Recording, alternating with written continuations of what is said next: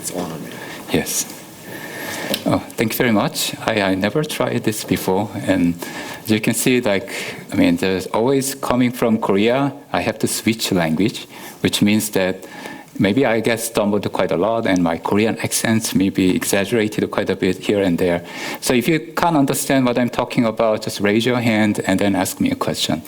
So as you can see in the title, so I'm going to talk about some work that I have been doing with my colleagues in KAIST, Wonyeol Lee and Hangyeol Yu, and my friends in INRIA, Xavier Rival. And it is about some verification problem, which is not about, it's some verification problem related to probabilistic programming, but which perhaps is not very well known in the community. And my friend told me that putting two words in the title of any paper or in any talk is a disaster, because it just admits that, well, we are not quite there. And actually for this particular talk, I think that makes more sense, because the big kind of message or objective of this talk is about showing you what are the problems and issues are, instead of telling you our own solutions. Okay, my talk will be, in some sense, a bit tough for somebody who have never seen, the probability distributions and normal distributions and so on. So I decided to put a conclusion of my talk first, so that even if you get lost in the middle, you have something to say to your friends. So the first high-level message that I want to tell you is that there are many machine learning algorithms which are used to train neural nets, or maybe answer some queries about probabilistic models. Okay, and then when some of these algorithms are implemented in TensorFlow and PyTorch and so on, and people use it, but often when people use it as a black box. But one of the messages I want to tell you is these algorithms sometimes make an implicit assumptions. So when you use these algorithms, make sure that you know about these assumptions. It's okay to break these assumptions, then you will lose some of the guarantees. But losing these guarantees without knowing it maybe leads to some disaster. So be aware of implicit assumptions when you use these machine learning algorithms when you train a neural nets, or maybe you perform some inference about existing machine learning model. So that's the first message. Second message is that maybe looking at these algorithms from maybe verification perspective might lead to some interesting verification problems. Because, so I have a chat with some of my friends who work on software engineering, and he said whenever he meets somebody from industry, they always tell him, okay, what should we test about this software is written, implementing some machine learning algorithms. And then there are lots of research, like Martin did great work on robustness and so on. But there are another kind of questions you can ask, which is, when you apply if you have models, then you're going to train these models, or if your model is trained, you will use some of the existing algorithm to answer like posterior queries and so on. And these algorithms sometimes make assumptions, and these assumptions are not soft. It's a deterministic assumption. It's something definite. It's mathematically well defined. So maybe paying some more attention about these assumptions might lead to some interesting avenue for programming language and software engineering and verification people. So that's the second message. Pay some attention about hidden or implicit assumptions made by machine learning algorithms. Okay, so now I'll go into more technical details. But as I said, the main objective of this talk is to understand the problem. So I'm quite okay to stop anytime in the middle. So if you get confused, please raise your hand and ask a question, okay? So what I'm gonna do is I'll tell you about particular setting which is in the context of probabilistic programming, and particular inference algorithm called stochastic variational inference algorithm. Sometimes it's called black box variational inference algorithm. And these are the algorithms behind, in a sense, one of the most hot topics in probabilistic programming, which is so-called deep probabilistic programming languages, where people try to combine ideas from probabilistic programming and deep learning together. So representative examples are like Pyro from Uber, and then Edward, ProbTorch, and so on. Okay, so has anybody heard about probabilistic programming before? Would you raise your hand? Oh, good. So then I think I can go quite fast. So this is an example probabilistic programs in Pyro. Okay, so in Pyro, they sometimes it's just like a Python function, but then some people they call it as a stochastic functions, or you can think of it as a specification of a model. And this function has two random variables. So it describes a probability distribution, and it specifies probability distribution over two random variables. And one random variable is called v. So in Pyro, if we explicitly name random variables, so the string v is the name of the random variable. It's, in a sense, it's like an object. That object, pointer of that object is stored in v and so on. And that random variable is sampled from normal distribution. If you haven't heard about normal distribution, you can get some intuition like this. It's a bell curve. And if you sample something from the normal distributions, the first parameter of the normal distribution is called the mean. Second parameter of the normal distribution is called standard deviation. And if you sample it, the value of the sampled value is almost always between minus 2 times of standard deviation and 2 times of standard deviation. So which means the value v after this sample is going to be between minus 10 and 10. And then it will have a high probability near its mean, which is 0. And the probability going further from 0 will decay faster than exponentially. Okay? So it's really saying the range of the value is between minus 10 and 10. The value is typically 0, and then it can have some further value, but its chance will decay very, very fast. And then in the program, we said if we specify another random variable called OBS. So it happens that this OBS has the same, the string OBS and the named parameter OBS is the same, but it's just by chance. There is a second random variable called OBS. This time, we say that we sampled that value, but at the same time, we know the sampled value. It's a bit weird, but we said we sampled some value, OBS, from some distribution. But then at the same time, we said the sampled value is actually observed. And then it observed to have a value 0. So that's what this statement is saying. But then the distribution that we are using in that statement, depending on the value v. So the value v is sampled from the normal distribution. If it's positive, the distribution for OBS is a normal distribution with mean 1 and standard deviation 1. Otherwise, it's very similar, but the mean is going to be minus 2. Okay. Now let's do some kind of intuitive understanding about which one. So you can think of it as there are multiple executions of this program. Then let's think about which execution makes more sense in terms of matching well with an observation. So say if the value of v it becomes a positive, it's going to be value sampled from normal distribution mean 1. And then it's observed to be 0. Otherwise, it's a sample from minus 2 and 0. And if you just compare 0, 1, and 0 and minus 2, you can see that 0 is closer to 1, right, than minus 2. Which means my observation, which is of this OBS is equal to 0, is more consistent with the executions that goes through the true branch. Okay? So the purpose of the probabilistic programming languages, probabilistic program, is to specify so-called posterior distribution, which incorporate information about this original information of the sample statements, like the sample statements that you see for V in the beginning, as well as we incorporate information that coming from the observation and combine them together using the rules of probability. Okay, so I will show you a picture here. So there's probabilistic programming languages. If we write a model like this, that kind of adjustment is done automatically by the runtime system. So if you see this distribution, this blue line is the so-called prior distribution that exactly describes sampling V from the normal 0, 5. Okay?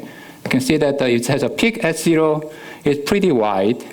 And then this another orange line describe a so-called posterior distribution that combines information from this prior as well as observation. I said observation is more consistent with the value V being positive, because if value V is positive, we are using observe is sampled from normal 1. Value V is negative, observe is sampled from normal minus 2, and 1 is close to 0. So that's why, that having the positive value is more consistent with the execution. So in the posterior distribution, this positive probability will go up because it's more consistent with the observation, and negative side will go down. Okay, so just to sum up, when people write a probabilistic program, we write programs with the sample and observed statements. And the purpose of writing this probabilistic program is to specify posterior distribution, and posterior is calculated automatically by the runtime system. I mean, approximately automatically and by the runtime system of probabilistic programming languages. Okay. Right. So then one of the popular algorithms employed by these deep probabilistic programming languages is called stochastic variational inference.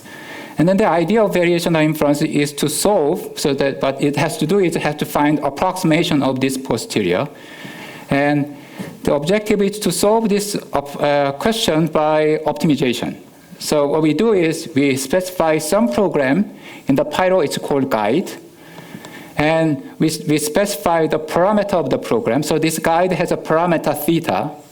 And then we say that the variable v is a sample from normal distributions, but its mean value is not, we don't really fix the mean value, and instead we say the mean value is a parameter theta.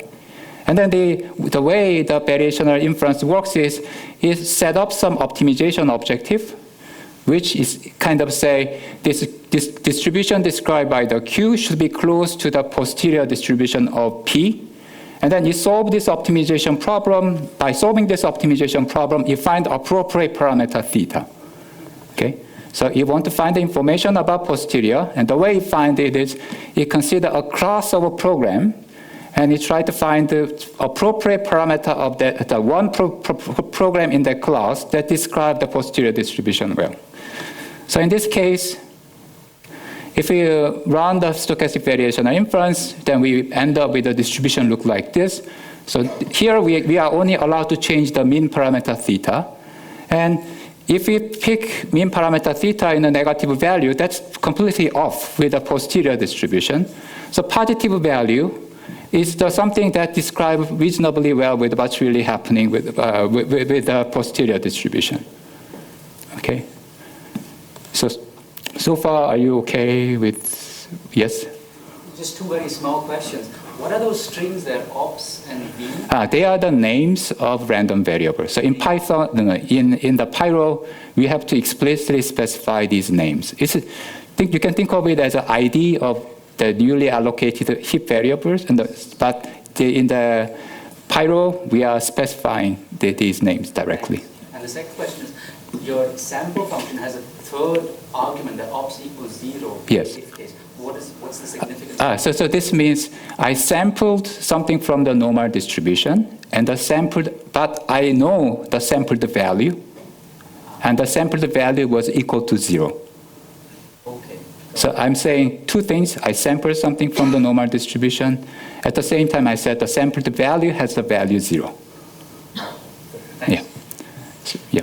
Okay, any other questions so far?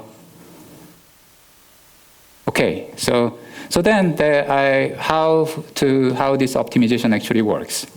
So the typical way to solve this optimization is to use Ka divergence. So the Ka divergence is some definition, which we will have some kind of superficial understanding throughout this lecture, if you don't know this.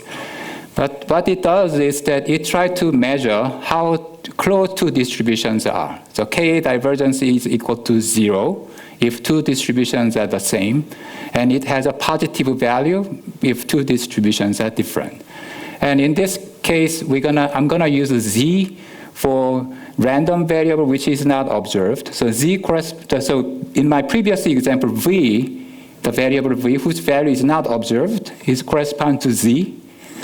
X is going to correspond to the observed random variable. So OBS, in the previous example, will correspond to variable X. And Z, sometimes called latent random variable because its value is not observed. X is called observed random variable because it's observed. Okay. And then this conditional probability PZ given X, that's what's called posterior distribution. So what this objective tells us is that we want to find approximating distribution Q theta of Z so that is as close to the posterior distribution as possible according to this Ka divergence measure.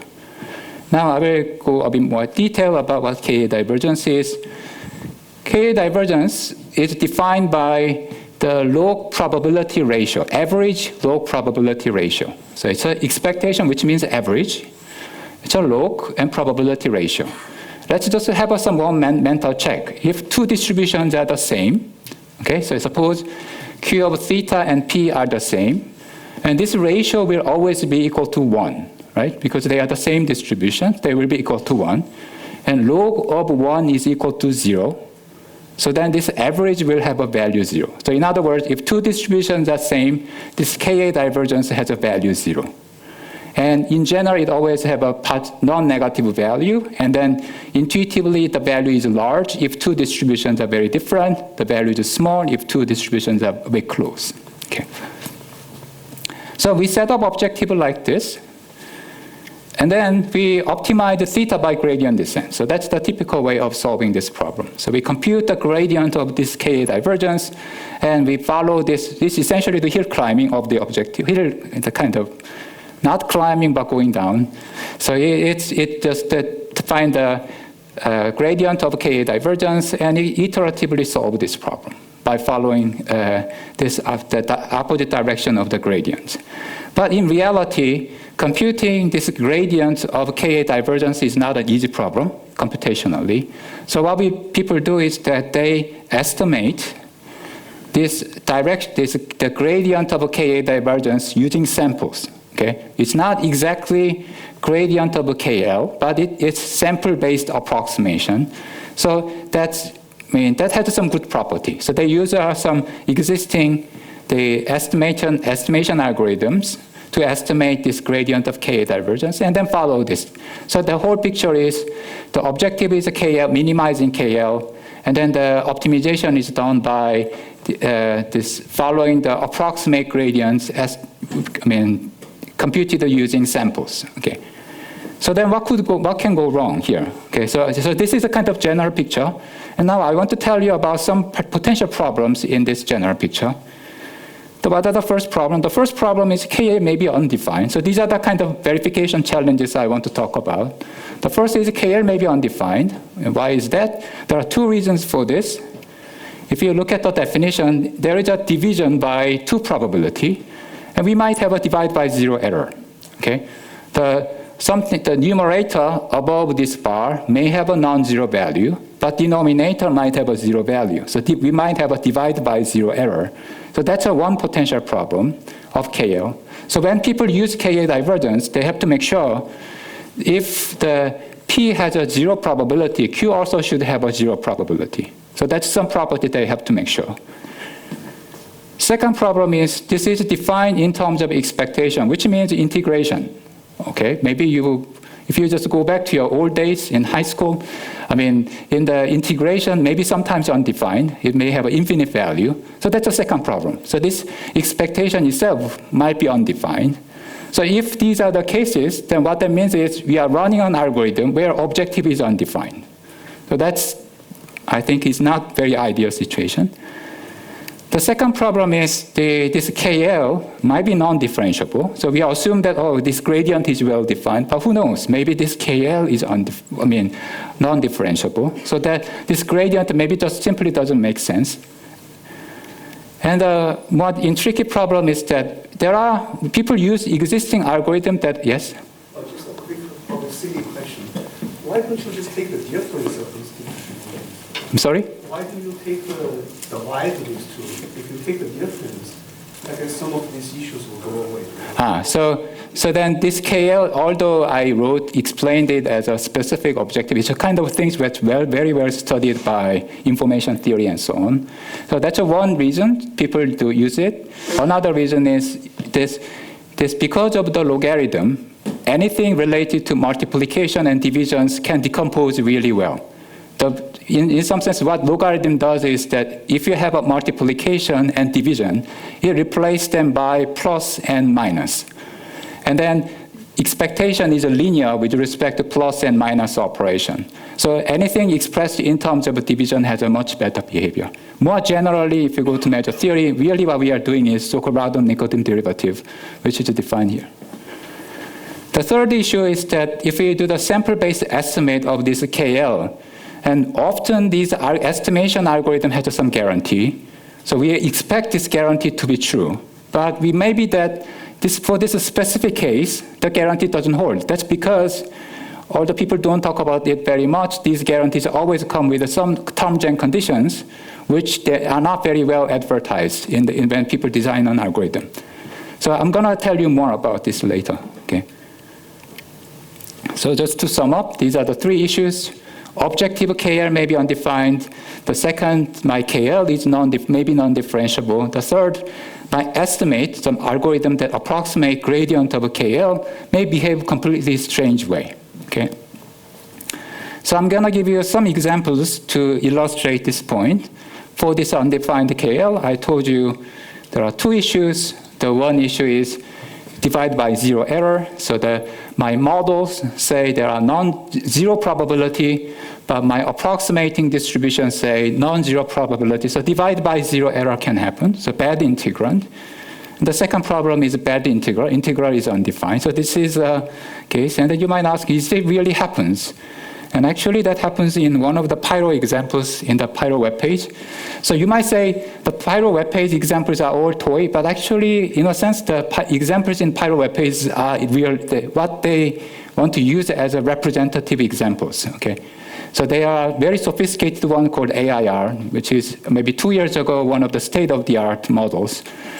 So in this Bayesian regression example, this problem actually happens.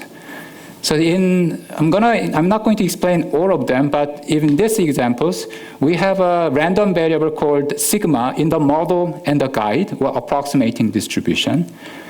And then sigma, if you see the sigma in the model is using uniform distribution between 0 and 10. Sigma in the guide is using normal distribution where it has a parameter theta, standard deviation very, very small, 0.05. But now let's try to check this whether divide by zero error can happen or not. If you pick value 11, okay, for sigma, because it's a uniform between 0 and 10, its probability will be 0 according to my model, P. But if you pick 11, because normal distribution assign probability everywhere, the probability for sigma will have a non-zero value. So we have a divide by zero error. Okay. So it's quite funny that this, example is actually appears in the web page. Okay, so then you might ask, can you easily fix this? Okay, so let's try to fix this problem. The one way to think about fixing is, maybe if I just replace this normal distribution by uniform 0, 10, then this problem won't happen. Okay, the sigma in model is sampled from 0, 10. The sigma in the guide, approximating distribution is sampled from exactly the same distribution. So this divide by zero error will not happen. Okay. But in this case, actually, we have another problem, which is integrability problem. Why that is the case? The reason is that because this sigma is used as the standard deviation of some other distribution, okay? If the value of sigma is really, really small, then that means this normal distribution becomes very, very degenerate. Okay? Normal distribution is a bell curve. Sigma is the width of the bell curve. So if you squeeze this width from 0.5, 0.05, 0.005, it's going to become a kind of, the probability at 0 will go up and up and up. Okay, it will essentially go to the infinity. So it has some related problems. So more technically, what happens is, if you rewrite Ka divergence will involve some term which does this integration of a sigma, where c is some constant and divide by sigma square. So if you again remember what you did in your high school, then if you try to compute this integral, it has an infinite value. That's because when sigma is 0, 1 over sigma square has a really, really high value. Okay. And again, then at this point, you might also complain that that's because all the fault is because of the uniform distribution. So if you change it by the normal distribution and put some absolute value of sigma, we again have the same problem. The integrability problem doesn't disappear. And this time it's because of this particular integral that you see on the screen. So n is a probability of normal distribution as sigma. So if you don't know what it is, it doesn't really matter. So there are something which is related to the normal distribution. If we integrate 1 over sigma squared, that again become infinite, so it's undefined. And again, the intuitive reason is that this sigma is used as a standard deviation of normal distribution. If the value of sigma becomes really, really small, then something very strange happens in this observation. Okay, so that's why there is this problem. Okay, now for the second problem, which is a non-differentiable KL, it can also happen. I mean, the example that I'm giving you is not real examples, but it kind of illustrates this this is not an unrealistic problem. Okay, so here's a model that I showed you in the beginning. So this is a prior distribution, and the posterior, we have a high probability mass on the positive side. Now let's change my approximating distribution a little bit. In the first few slides, I used a normal distribution here. But in this case, we're going to use a uniform distribution. So we have my approximating distribution has a parameter theta, and it samples V from the uniform distribution with theta as a center and plus minus 1. Okay? So then if we compute Ka divergence, in this case numerically, the Ka divergence looks like this. So there is a 2 point where it's not differentiable. But then if you kind of take a step ahead and really think about it, then actually this makes sense. That's because I said Ka divergence is an average of probability ratio, and the average is taken with respect to an approximating distribution. Okay? Now, if the value of theta is equal to minus 1, that means this is a uniform between minus 2 and 0. Okay? So the V is a sample from uniform between minus 2 and 0. In that range, if you look at the if-then-else branch of the original program, we will only go to the first branch. Okay? So this one, if V is a minus 1, this is minus 2 and 0, and that's all V is always non-negative. So if you look at the original program, we will only go to the first branch. So this means that this is a point where when we take an average, beforehand we only consider the first branch, but afterwards we consider what's happening in the first branch as well as the true branch. At this point, we start to only consider the true branch. So we are expecting there are some non-differential dramatic change when you consider only the execution in the true branch, both true and first branch, and true branch only. So there are these kind of changes there. Okay. So now the third point is a wrong estimate. So there is some very important concept called unbiasedness, which means if you have a sample-based estimate of this gradient of a KL, because it's a sample-based, it's a randomized estimate. Okay? Depending on the sample, you get different values. But one of the important property about this sample-based estimate is unbiasedness, which means on average, if you take an expectation of all these randomness involved in your estimate, it gives exactly the value that we want to compute. So that's called unbiasedness. So if this equality is true, we say that our estimator is unbiased. And this is kind of one of the crucial property if it kind of guarantee that this stochastic gradient optimization converges to the local optimum. Okay, so that's the unbiasedness property. And then often the algorithms come with this unbiasedness guarantee. Okay, so we expect this unbiased guarantee is true for the specific problem that we are dealing with right now, but it may be false. That because this unbiased guarantee may come with the terms and conditions. So here's one very well-known and most flexible unbiased estimator called score estimator. And again, it doesn't really know if you don't really need to understand anything about this estimator, but I'll just explain the algorithms and then continue. So what this algorithm does is that it samples Z0 from approximating distribution, and it computes gradient of log probability of approximating distribution at Z0. and multiply by this quantity. Again, if you know this, great. If you don't know this, it doesn't really matter. But this comes with this unbiasedness guarantee. So if you take an expectation, so here Z0 is sampled. So if you take an expectation, we are taking an average with respect to Z0. And if you take an expectation, these two things should have the same value. So that's the property that comes. But there is actually some requirements, which is not very explained very clearly when you see this score estimator algorithms in machine learning paper. And then these conditions can be found if you look at the derivation. So if you look at the derivation, we start with, derivation is like a bunch of equality that start from gradient of KL, go to the expectation of what's being computed by my estimator. But at a certain step of the derivation, we switch gradient and integration. Okay, there's a gradients here, and there is an integral, and we switch them. And then changing gradients and integral is not always okay, because gradient involve limits, it's essentially a derivative, involve a limit. Switching limits and integral requires some care. Okay, so if you do it without care, it can go it can go wrong. So let me just illustrate this with this example that I showed you here.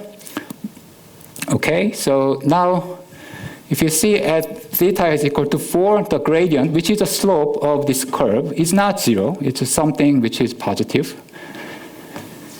Now let's see that what this score estimator tells us at this point. So if I compute the score estimator and use the score estimator to estimate this gradient of KL, it's going to be gradient of log probability of approximating distribution at Z0 multiplied by something. So it's a grad of log of Q and something. Okay.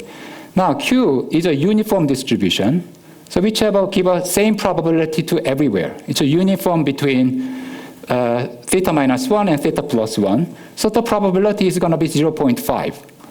So if you plug in 0.5 there, the gradient of constant function is equal to 0. So this part will have a value 0. Okay. So on the one hand, we saw that this gradient-based estimator, on average, it gives an exact value that we are computing. On the other hand, in here, if you compute this, it's always 0. So if you take an average, it's equal to 0. So these values are different. Okay.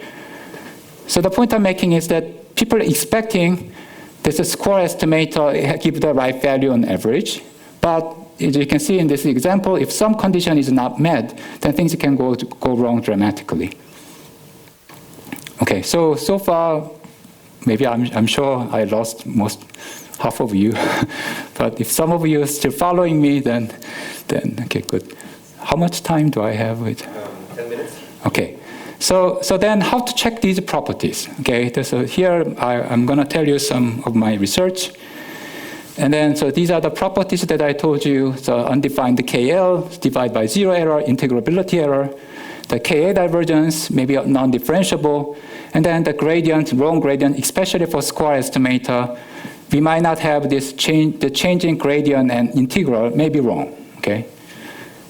So the first problem, I don't kind of tell you exactly, but first problem is a kind of things that, in a sense, can be approached by standard attitude of program analyzer. I mean, if you work on program analysis, this is a kind of property you can try to design a static analysis. So here's a very impressionistic argument why that is the case. And this is a good examples where we have a model and guide.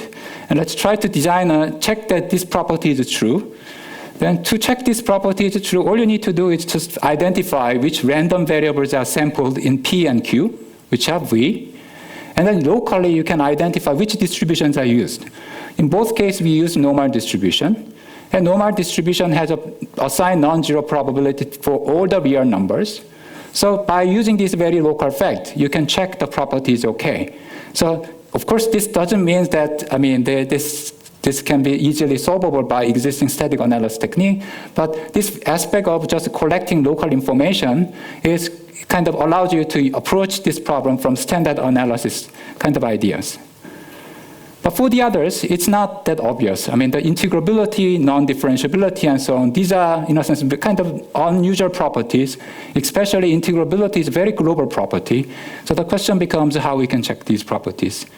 So here we came up with some kind of sufficient conditions. So that this sufficient condition assumes that my model and guide are written, my model and approximating distributions are written in a specific way. So in my model and guide, we are only allowed to use normal distribution. We can use if then else and other construct in programming languages, but all the sample statements are from normal distribution. And then I will use this mu and sigma to denote mean and standard deviation terms that appears in Q. So there is not necessarily one mu, there are multiple mu's and multiple sigma, but they are mean and standard deviations appearing in approximating distribution. Mu prime, sigma prime, they are the mean and standard deviation terms appearing in my original model. Okay? So what are the conditions, sufficient conditions? The first sufficient condition is say that mu and sigma appearing in approximating distribution should be continuously differentiable with respect to theta.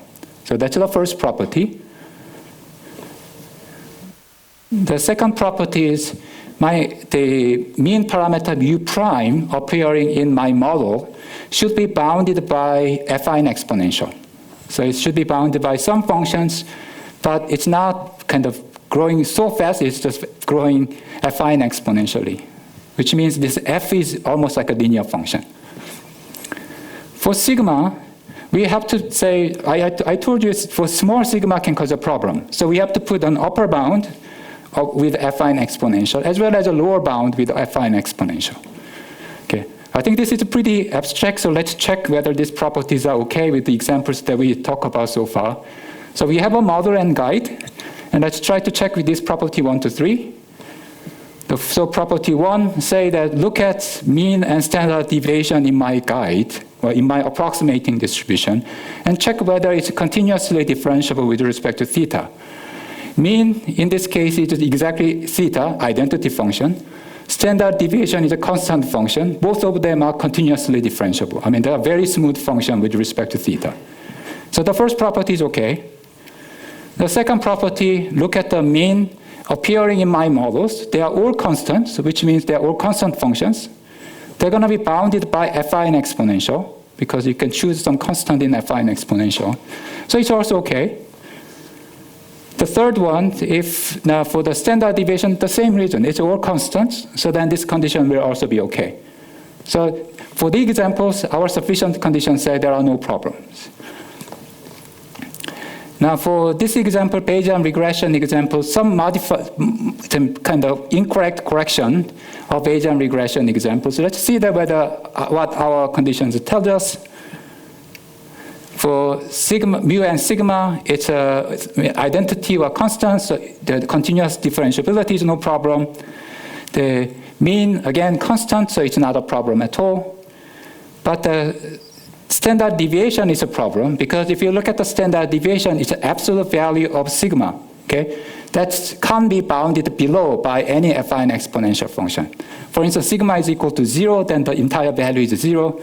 Whatever affine exponential you pick, you can't really get a value 0. Okay. So although this is violation of sufficient condition doesn't mean something is wrong, but it gives an indication that this condition actually captures what's happening.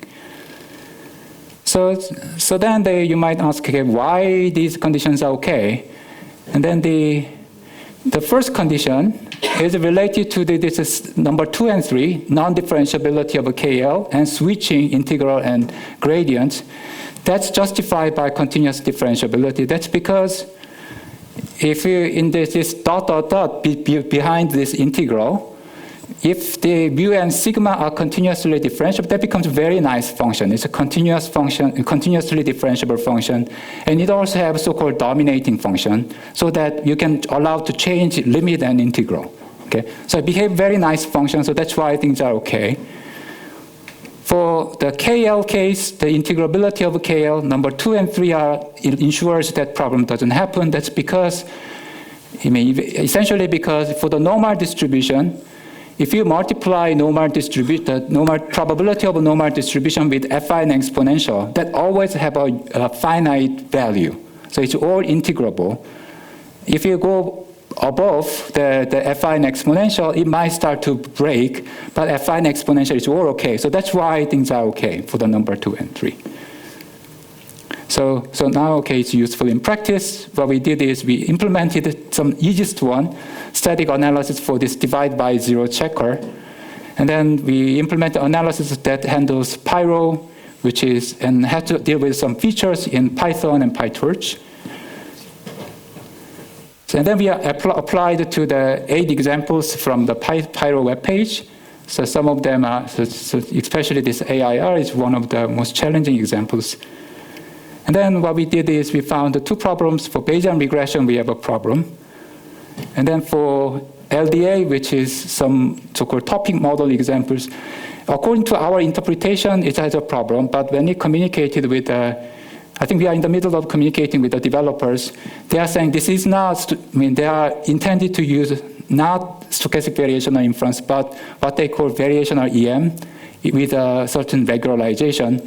If that is the case, it's maybe okay. But if you interpret it as a stochastic optimization, the variational inference, this one also has some problem. Okay, so that's it for my talk.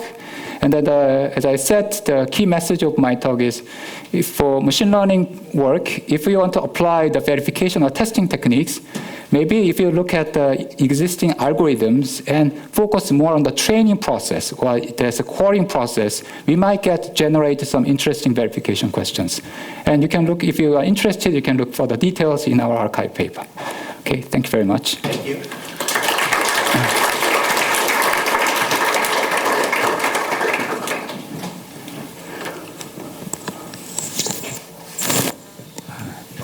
So we have a few minutes for questions.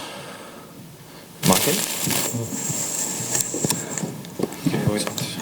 Does this work? Yeah, okay. Yeah, great work. Very interesting. So I had a couple of questions, like these conditions and so on. Is there, because in the worst case, you're comparing distributions, and so it means that you may have to perform some form even of exact inference to like get the distribution if you have like general property. But like for your properties that you have the restricted properties for the 0, is it the case that you can show that the conditions that you have, you can check them without without actually computing exact inference? Because then it's like it's a cyclic reasoning, right? No, actually, we don't need to compute exact. For these cases, right? So assuming under this first assumption there are only normal distributions, then you only need to check. Essentially, it becomes very like numeric, some form of numerical analysis. Right. Just compute so it doesn't need to know about the exact posterior one. It doesn't require exact inference at all. Yeah, that's nice, because I guess you just can use abstract interpretation, numerical one, like you just said. Right? Mm-hmm. And the other question I had is like this thing about differentiability, like has not prevented ML people from running optimization. So I think I have another work published in NeuroRips. Mm-hmm. So this third problem is serious. The second problem is perhaps less serious about non-differentiability. The third is serious because non-differentiability, in some sense, some strange behavior with the differentiability actually leads to incorrect estimator. Mm-hmm. So if an estimator it's not biased. I mean, it's supposed to be unbiased, but it becomes biased because of some strange things like non-differentiability there. Mm-hmm. Then machine learning people pay much more attention. Mm-hmm. That's but for the non-differentiability of KL that I told you, right. ML people may or may not pay attention. They say, oh, it's a subgradient. And right. they may think. And again, for there also there are some arguments. Some people, I think the Kakade has some paper where they said, really this, what is it? I mean, the TensorFlow and so on, they are computing subgradients, but then it's computing it in a bit inconsistent way. So there are some arguments about this. But then my point is, for the real one, the third-like problem, I think machine learning people do care. And last question is, does this apply also when you have higher order functions? So that requires, I mean, I'm not sure, because the higher order functions start to add another complexity. It may be that same idea work, modular there's some kind of treatment of a higher order function, or maybe it requires some fundamentally different techniques. I don't really know. Okay, thanks. Hi. My name is Miriam Kim from UCLA. So one question that I have is that, like, what is the, so I don't have a really background much on probabilistic programming, and actually I don't know, like, the typical expertise level of programmers who write probabilistic program. So do you have like some sense about like who writes probabilistic program and what kind of errors do they face? Because some of the problem that you mentioned, you know, I see it not just in this domain, but also, you know, let's say TensorFlow or other kinds of use of automated differential library where people write functions and expect it to be differentiable, right? But it is not. And, you know, the gradient-based optimization algorithms are not able to answer very well, right? So for the first question, the people who write the probabilistic programs, I mean, there are scientists who are writing probabilistic programs using something called the STAN. So they are more kind of in the tradition of statistics. Other groups of people are somebody who try to build a deep probabilistic model. So they want to combine deep learning and probabilistic programming together. Well, deep learning and Bayesian style machine learning together. So in that case, this kind of problem happens. And then your second point, I mean, I agree with you. If you just apply optimization there blindly, they can have a problem. Somebody told me even RL, there are some algorithms which requires some assumptions. Okay, one last question. Hello, my name is Mark. I'm from ETH from Martin's group. So I have two questions that are related. The first one is, did you specifically only look at the case of KL divergence as an optimization criterion, or also like more generalized cases like alpha divergence or alpha family of divergences? And the related question to that is, do you also look at how to, like when you find these issues that you discussed, violations of these constraints, do you also look at how you repair them? And to combine these questions, you could weaken the optimization criterion by picking some other alpha family loss function, essentially, that doesn't have exactly the same maximum and minima anymore, but would probably allow the integral to converge, for example. Yeah, so I think I agree with you. I think the choice of which objective to use perhaps will motivate more from whether this really give a better performance instead of correctness criteria. But I think if you change from KL to alpha divergence or maybe Wasserstein distance, you might get a different kind of criteria. So in terms of this zero, the divide by zero error, but for integrability error, you might get a very similar kind of problem.